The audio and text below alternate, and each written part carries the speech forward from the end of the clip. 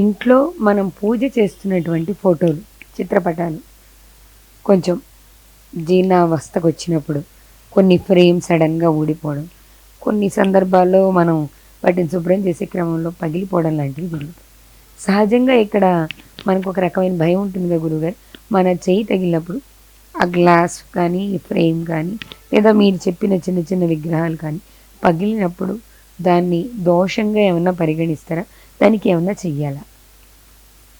విగ్రహ రూపంలో ఉండేది ఏది విరిగినా దాన్ని ఆరాధనకు పనికిరాదు. దాన్ని తీసుకుపోయి ఎక్కడైనా టెంపుల్లోనో, చెట్టు కిందో, చెరువు దగ్గర, నది దగ్గర వదిలేయటం ఉత్తమం. అది కాకుండా కొందరేంటంటే చెదలు పట్టిన పెయింటింగ్స్ కొన్ని తీసుకొస్తుంటారు. గురువుగారి చెదలు పట్టింది, అది చేరింది, ఫంగస్ చేరింది అని తీసుకొస్తుంది. అటువంటివి కూడా ఆ విధంగా వదిలేయటమే మంచిది. నీళ్ళలోనూ దేవాలయం ఎక్కడైనా వదిలేయడం మంచిది. దాన్ని తిరిగి పెట్టుకుంటే దాన్ని ఒకవేళ ఇక్కడ మేము కరెక్షన్ చేసినా మళ్ళీ తీసుకొని ఇంట్లో పెట్టుకున్నా చెదలే వదలవు. కాబట్టి కొత్తది కొనుక్కోవడమే మంచిది, ఉత్తమం.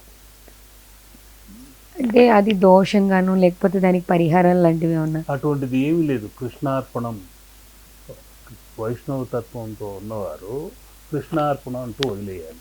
నీళ్ళలో వదిలేయాలి. శివతత్వంతో ఉన్నవారు శివార్పణం అంటూ వదిలేయాలి. సింపుల్ అది. ఇంకా గురుగారు రకరకాల సందేహాలు ఉంటాయి. సహజంగా మనం పూజ చేస్తున్నప్పుడు కానీ పూజా మందిరంలో కానీ మన చెయ్యి తగిలి పసుపు కుంకుమ లాంటివి కింద పడడం ఇలాంటివి జరుగుతున్నప్పుడు అపశకునంగా అది రకరకాలుగా పరిగణిస్తారు. వాస్తవంగా దాన్ని మంచిగా తీసుకోవాలా, చెడుగా తీసుకోవాలా? మంచిగాను తీసుకోకూడదు, చెడుగాను తీసుకోకూడదు. చేయి జారి పడింది పొరపాటున అంతే. దానికి ఎక్కువ టెన్షన్ అయిపోతుంటారు. ఈ విధంగా జారి పడిపోయింది గురువుగారు, ఏమైనా అయిపోతుందేమో, రకరకాలుగా మనసు కథావికలం అయిపోయిందని బాధపడిపోయి ఇదైపోతుంటారు. ఏం పెద్ద పొరపాటు ఏం కాదు, భూమాతే స్వీకరించింది అనుకోవాలి. చేయి జారింది పొరపాటున అంతేగాని దాని గురించి అనవసరమైన అపోహలు, బాధలు పెట్టుకోకూడదు.